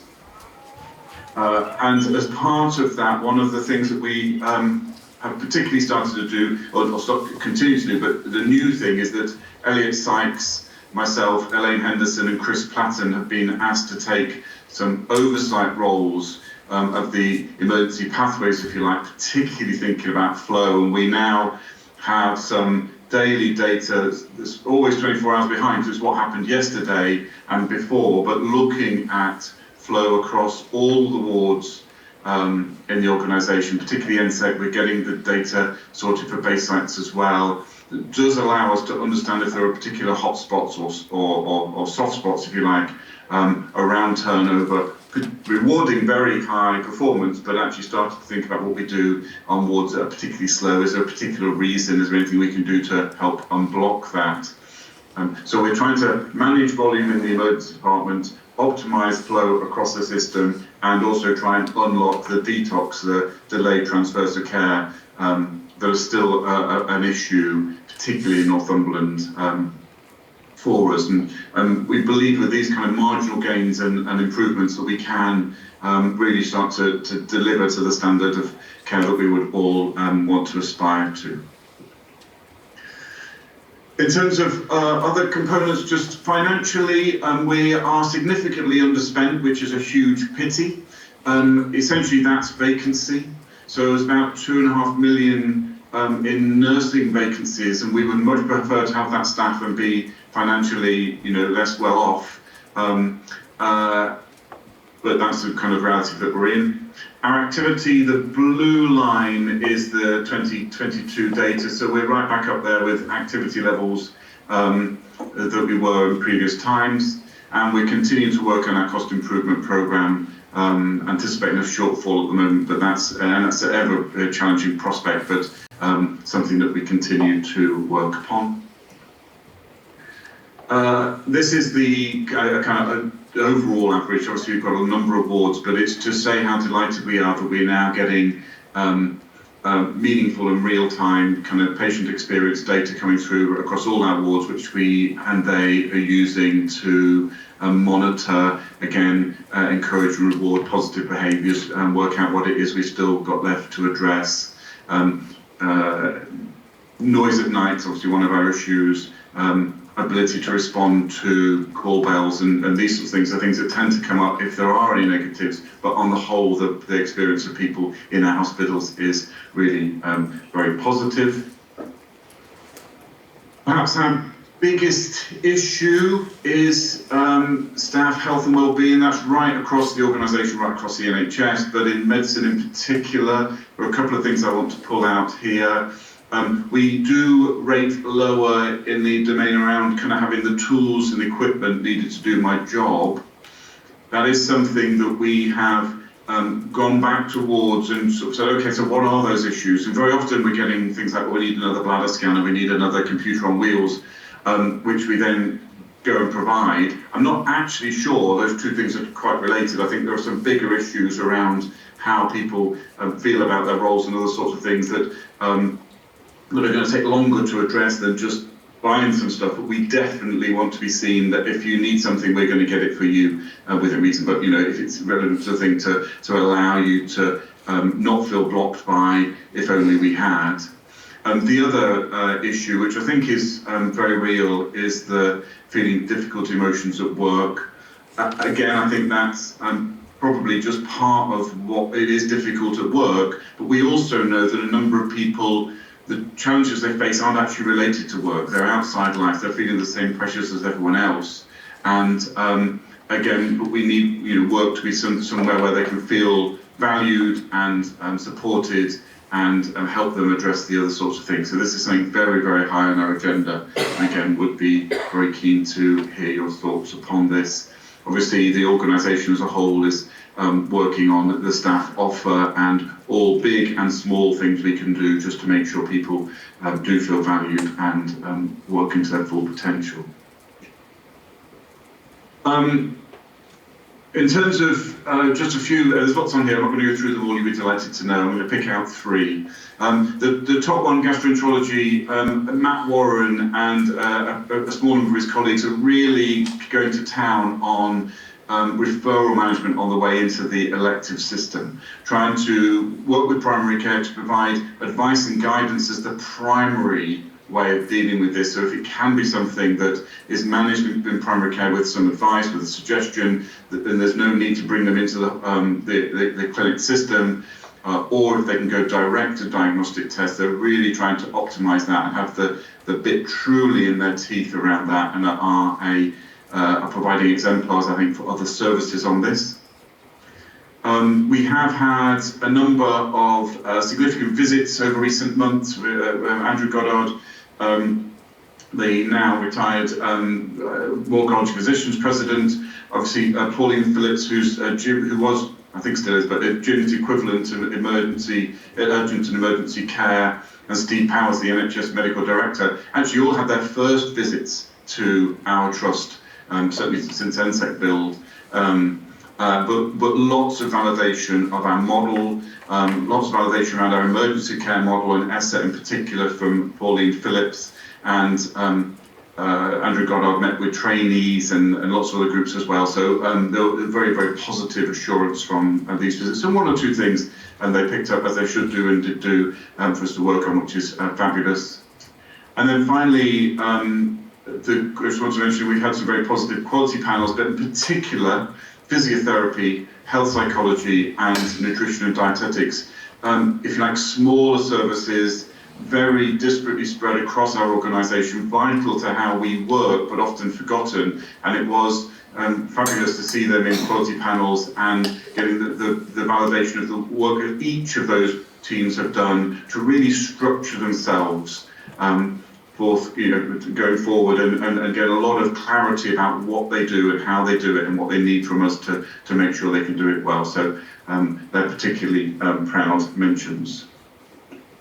So just finishing off, I think it's relentless seems to be a word that's after news. But I think that's just the way it's going to be. We are now facing a pressure actually we'll always be facing, but we are and we will continue to rise to these challenges. As we pointed out, small marginal gains, constant innovation, trying to adapt towards that are the key to this. Our teams are fantastic, but we really need to look after them and continue to look after them. We have, the business unit, got lots to be very proud of. We're delivering pretty much all of our elective targets and aspirations. I think we've been very proud of what we do in the emergency pathways as well, but we're still not quite where we want to be on those, and that is the biggest kind of day-to-day pressure. We want to work with a clinical strategy for the organisation because we think that offers great opportunities, not just in our emergency pathways, but right how we offer support right across the population of Northumbria, rather than just those people that happen to cross our doors. And obviously we want to keep momentum on all of our individual services, ambitions and innovations too. So thank you, I'll stop control there and happy to answer any questions. I'd like to start. The huge report, thank you. Any comments or questions? Bernie, the microphone. Two.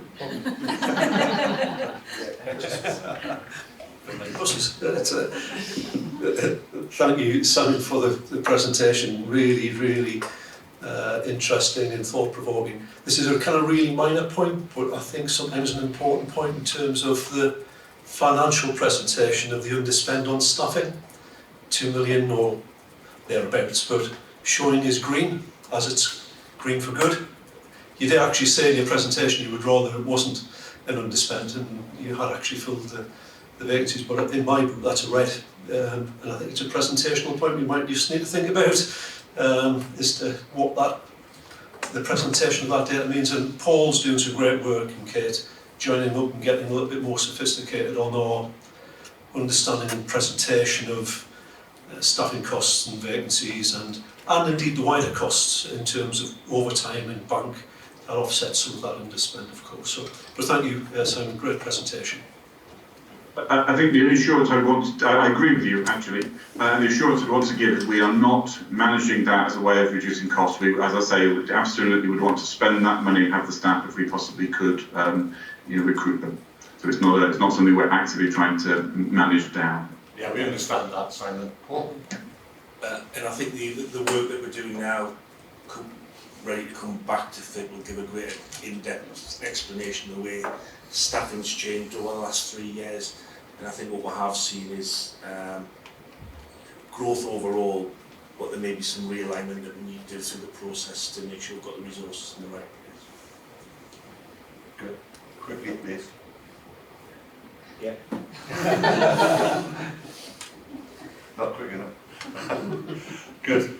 Simon, that's a huge report and it's full of challenge, but you're obviously trying very, very hard. And I mean, nationally, it's amazing what you're achieving compared to the rest. The rest could only get there. You're quite right to share it with the leaders so they can go and encourage others to do similar stuff. That's good. You're in good company. Thanks, Simon. Go and enjoy your break. Thank you. Take care. Right, I hope we're getting under the cost for time here. There he is. Ralph, to you. Welcome.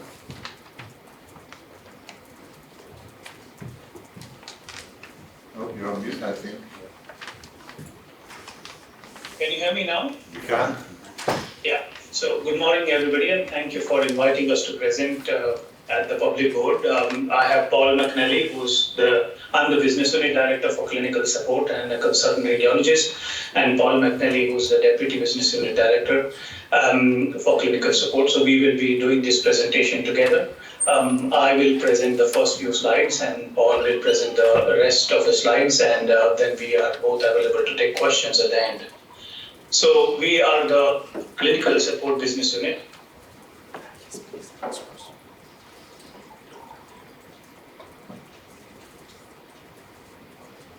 Melissa, I don't think I have got control. I'm not able to go to the next slide.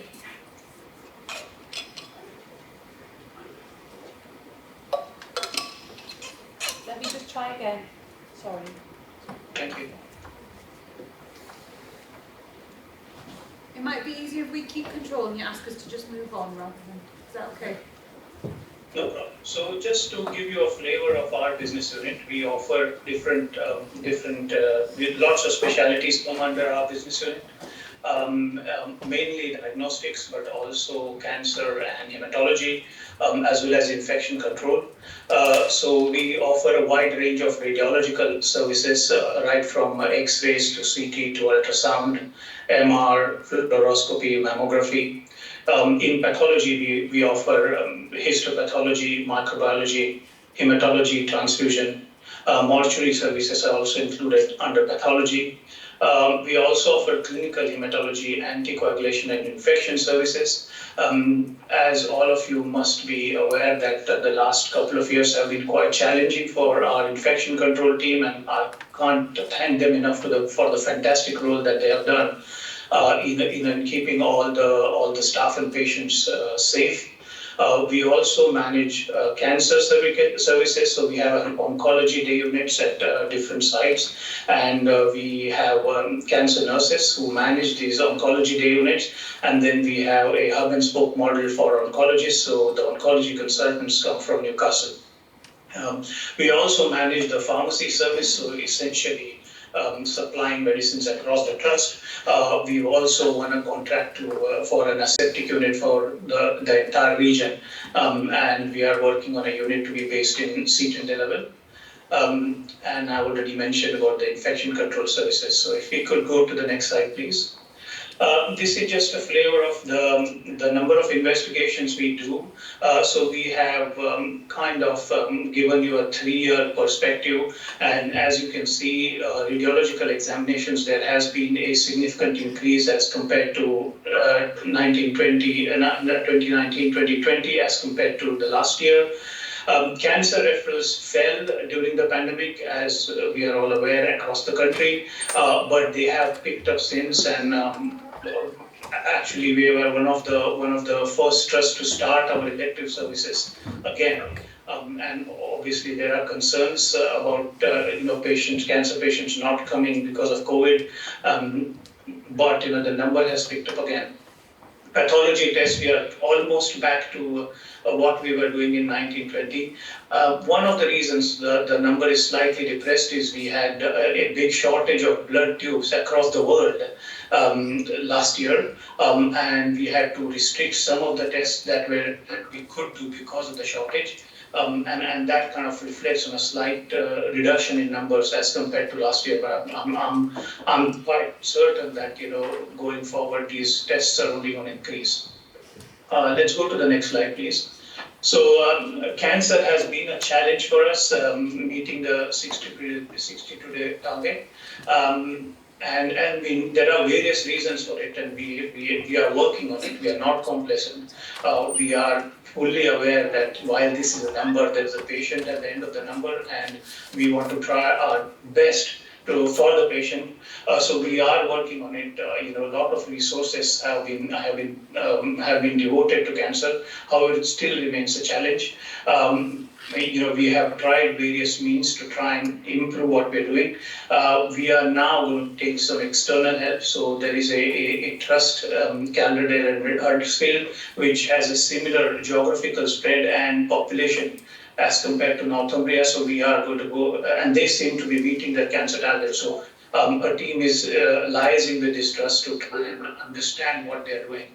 And hopefully we will be able to, duplicate what they're doing and meet our cancer targets. But I'll stress again, it hurts us that we don't meet our targets. We are not complacent, and we are working hard to try and, see that we meet our targets. Let's go to the next slide. Radiology performance, again, I think this is a jewel in our crown in a lot of ways. Our performance did go down during COVID. However, we are working very hard to bring it up, and we aim to get 99% of all our diagnostics done within 6 weeks. We are back to about 96-97%, and I'm confident that we will be reaching 99% soon, and that is on the back of the fact that the demand for our services is increasing. Next slide, please. So as you can see, radiology, there has been a 24% increase in the demand for diagnostic imaging compared to last year. There is an increase in CT requests. NSEC, the demand in NSEC has really increased. So on the 8th, we actually did 101 CT scans just at the NSEC site in 24 hours. So that would probably be 300 to 400 CT scans across the board.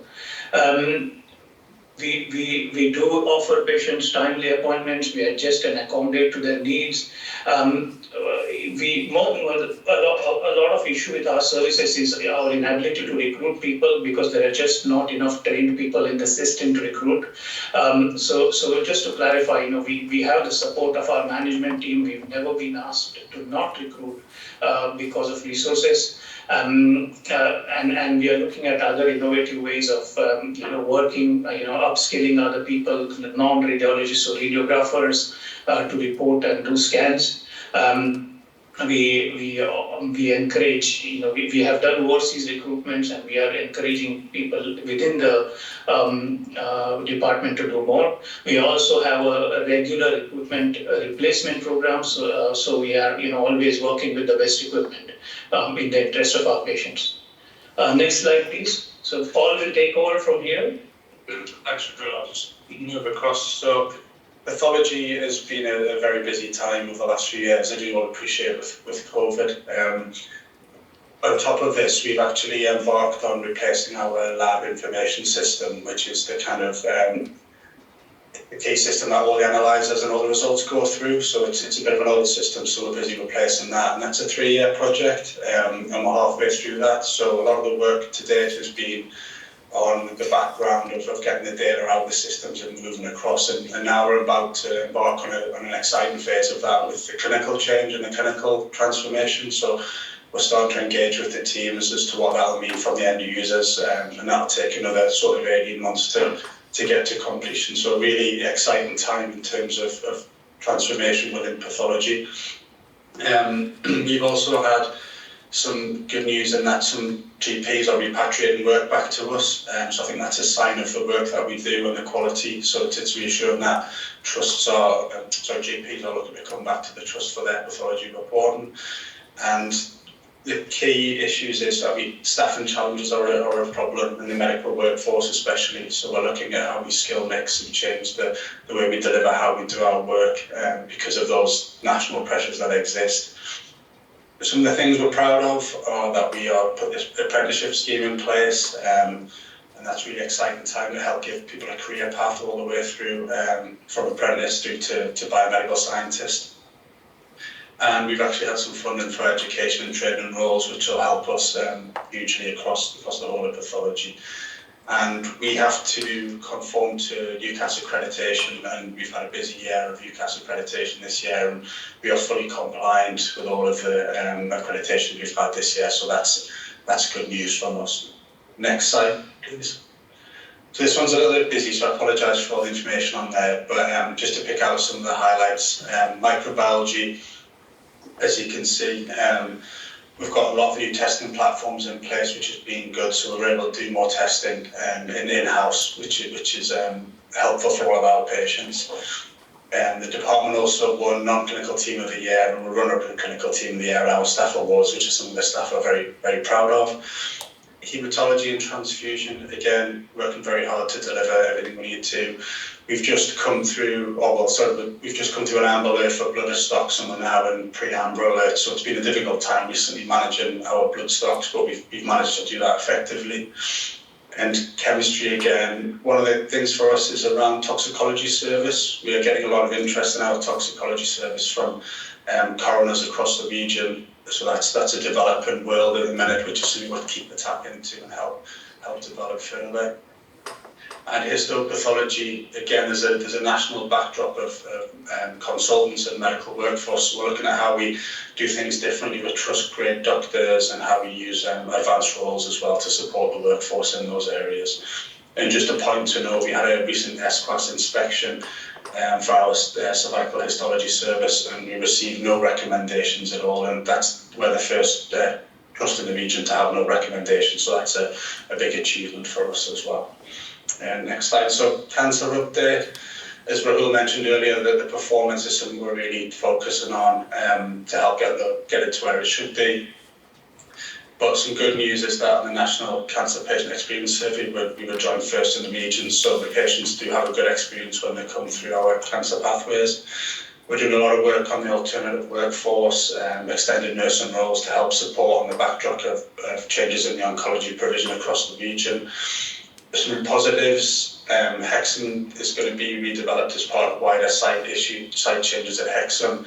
ANIC has just undergone refurbishment, and I was there last week, and it looks really, the team are really pleased to be back working from there, and I think the patients are as well, to have services back local to them. And the patients had to move between Wansbeck and Berwick while the refurbishments occurred, so it's nice to be back. in there. We've also recruited a clinical nurse educator in oncology, so again, it keeps going across the whole trust that we need to embed to help support people develop. There's going to be some changes to the cancer pathways next year through the best time pathways, so we're already doing the work now to kind of align our pathways to hit those targets as well. And there's a bit of work we're going to undertake with acute oncology and NSEC around how we kind of capture those patients who present through Cramlington and how we manage them through the pathways and in a better way for them. Next slide, please. So challenges, as Rahul mentioned, we did see a dip in cancer referrals through the COVID, especially last year. So those number of patients has come up, and it does put pressure on our system. On top of that as well, we have sort of the therapeutic, the chemotherapy treatments now. A lot of them are longer treatments or more cycles of treatment. So again, that puts demand on our ODU capacity, and the complexity does change as well. So we've recruited some staff in the last year to help us support with that. We've linked in some pharmacy roles as well that'll help with help provide all the chemotherapy. So we're in a good place, but we're just conscious that the demand is going to be increasing next year, and also the change in the treatment regimes will have a big impact on how we work as well. I mentioned earlier about the acute oncology patients, picking those up through the NSEC bit, and we've got a big bit of work to do around personalised care for cancer patients, so making sure that we are targeting individuals appropriately, and that's a national directive to work on, which we're trying to embed in every tumour site, every cancer pathway. Next slide, please. Pharmacy, again, a lot of the pharmacy work has been around how we support other areas, so ward medicines assistance has been rolled out across the trust, which is really helpful in that it frees up nursing time to care, and it helps with the safety element of administering medications, and it helps with efficiency, so that's a real bonus in terms of supporting our nursing teams. The second thing we've done is our pharmacy production unit, so we've increased the number of medications that we make in the production unit so they get to the wards in ready-made state. So it means the nurses don't have to spend time mixing medications and preparing them for the patients, so that's a huge bonus. And on the back of that, as Rahul alluded to, through the provider collaborative, we're looking to do that regionally across the North East and North Cumbria, and through the provider collaborative to work with the trusts and set a central point up. There's been some novel new services that have come into play. So the main one to pick out there is around the COVID medicines delivery unit. So this is for patients who are kind of high-risk patients, and then they develop COVID, so there are medications that they can get access to. So we set this up as a pharmacy-led service, so the trust did it as a doctor or consultant-led. But interestingly, the models are all moving towards a pharmacy-led service now across the region. So we kind of felt a little bit ahead of the game when we set it up originally as a pharmacy-led service. And we are looking to expand the roles of the pharmacists. So we're looking at how we link them into thrombosis clinics and how we work with oncology nurses to, again, support the teams and help us to deliver things in a more efficient way. Next slide, please. And just to touch upon infection prevention and control, as you can imagine, a very, very busy time for the team. And we've had a few changes in the team with our Director of Infection Prevention, who's left us to take up a role with the UKHSA. So we now have Dr. Tamsin Oswald, who's our new Director of Infection Prevention. We are going wider than the trust at the minute, and we're looking to engage more with our local authorities, public health, primary care services, nursing homes to help support the infection control agenda wider than through the hospitals, and even going into schools to teach kids about hand hygiene at a very early age, which is planting the seed for the future. But a busy time. We've got a glove reduction campaign in the trust ongoing to help kind of reduce the number of gloves we use, but also the waste element of what we use on a daily basis. So a very busy time coming out of COVID, and a lot of work to be done moving forward as well. Next slide, please. And this is just to summarise our key priorities for this year. So it picks up on a lot of things we've already discussed. But we do rely heavily on digital transformations within the areas we work. We're doing new things with artificial intelligence and radiology and e-medicines, and it's a very exciting time with a lot of new developments coming. As I mentioned earlier, the pathology transformation has a digital background to it, but it does have a clinical impact as well, so it's changing the way we work, and we've got a lot of work ongoing with that. We're also looking at how we are set up in terms of labs across the trust, and if we can do something to improve that and reorganise how that's set up. The diagnostic hubs are up and running, and we are classed as a diagnostic hub through our CT provision funding for. So that's providing extra capacity within CT. And we're about to start our cancer pathway for vague symptoms, which is due to go live in the next few months, which is a new pathway that we're embedding for a lot of these patients with vague symptoms tend to bounce around between pathways. So we've actually created a pathway to manage them until they get a definitive diagnosis, which is part of the national standard. So that'll be up and running in the next few months. And again, just on pharmacy there to help deliver other agendas and link into other pieces of work around the frailty agenda, virtual wards, and looking at how we prescribe and how we can improve inequalities around the health population as well. And I think that's the last slide. But thank you. Thank you. My gosh, that was a big presentation. Lots of mention of patients, worry about cancer, diagnostics, but fabulous work going on in there, bigger than better than I ever thought. So congratulations on your report. Any comments or questions, Laura? It was just to say I attended the business unit governance meeting earlier this month, and what you've seen there in the presentation, I think I witnessed all of the various department heads doing their sort of presentations about the various aspects: pharmacy, cancer, pathology, control of infection. So you forget actually how much we rely on all of the other services, rely on those services to play their part to a level. And also the developments they talked about. So it was a really interesting couple of hours, to be honest. And I knew what clinical support was, but the level of detail and the work that goes on, it's really impressive. Yeah, I think what maybe didn't come across in all that complexity was the responsiveness of the service. Yeah. And I think we had a bit of a discussion yesterday about it. I think we're very, very, very lucky to have such a responsive diagnostic service, and it helps us do all the other things that are being delivered every day. But it's just really easy to lose sight of it. The way they're agile, the turnaround times, the flexibility, the multi-site presence. It's incredible. Really.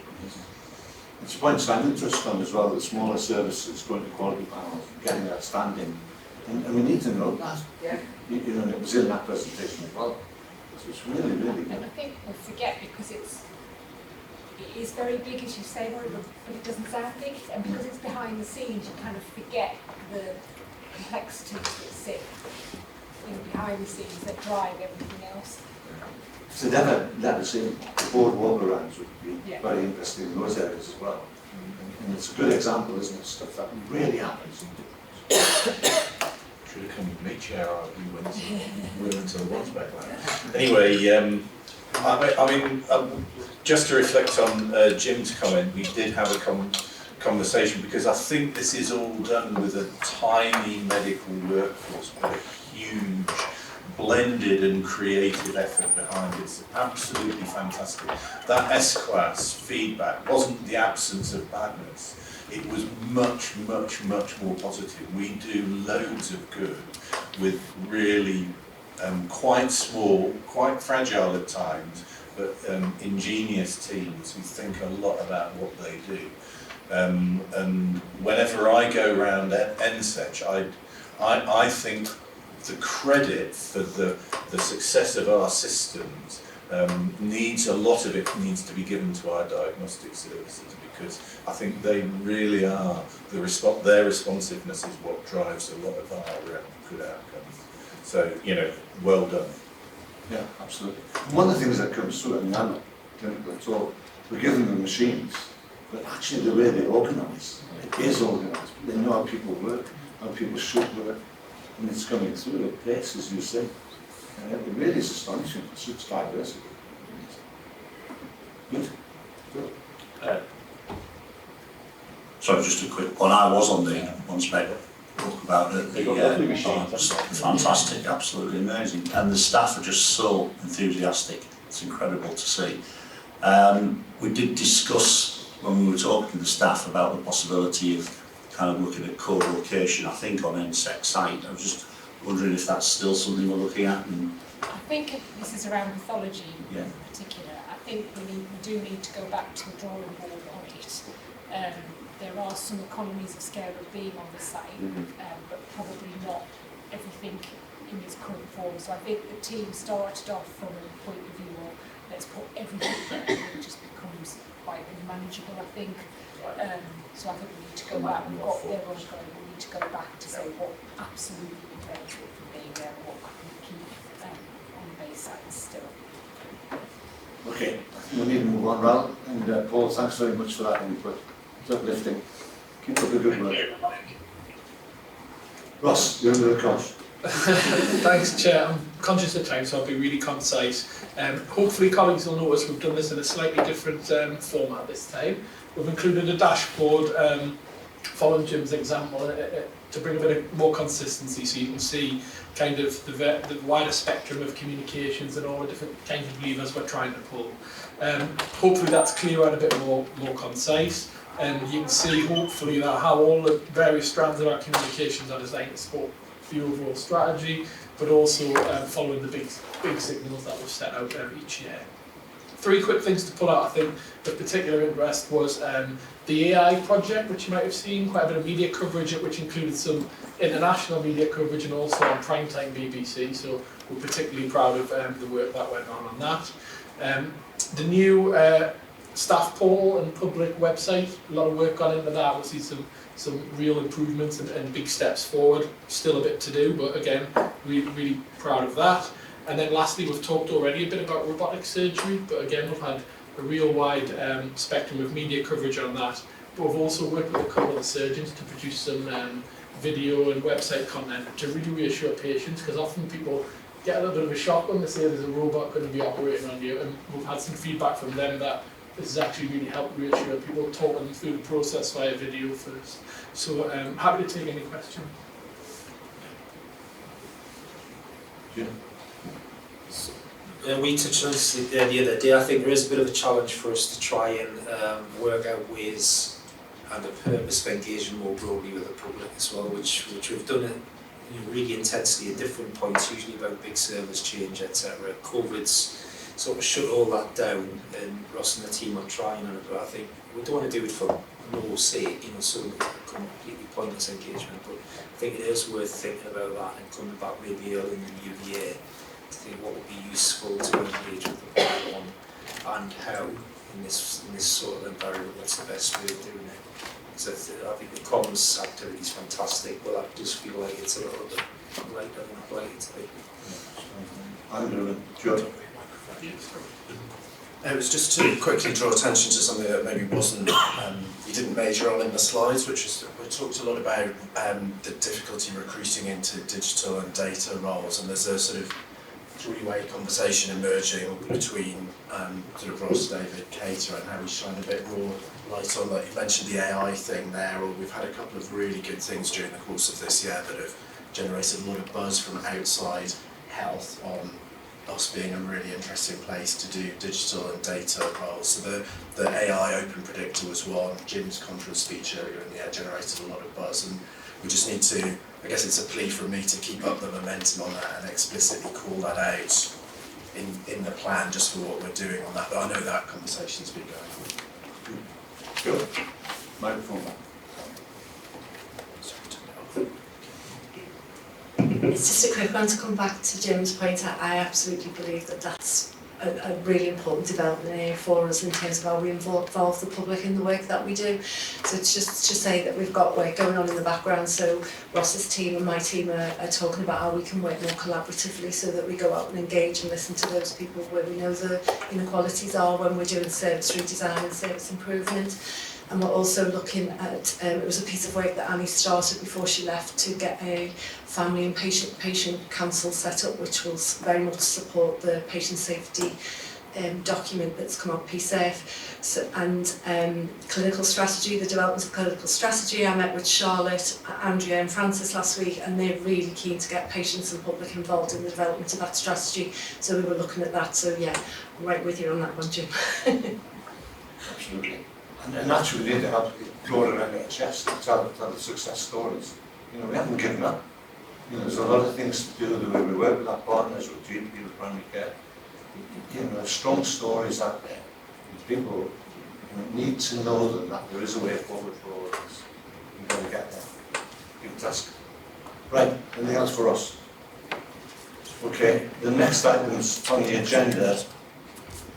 Have you covered CQC regulation?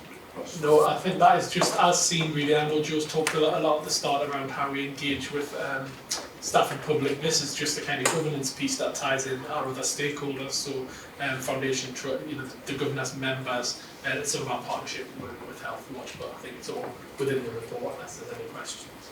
Okay, that's all for us to receive and note. Okay, thanks. So item 6, all of these are from board committees, 6.1 through 6.4. Board committees, I keep saying, are where the work of the board is really done, and they work hard. I don't have any comments from chairs of board committees about their individual escalations. It's all there for note. That's good. Any other business? No? Okay. Good meeting. I thought we had some fantastic input, I really did. From Jenna and Susan and Rula and Paul. Amazing stuff. Amazing stuff. So Jim, all the things you and the team are doing is keep doing. Future meetings, do we need to discuss anything different? Are we skipping anything? Able to contribute? Good standard. Questions from the public, if there are any left? No? Still here, but no question, thank you. Okay, thanks very much for attending, all of you, and we'll declare the meeting closed. Thank you.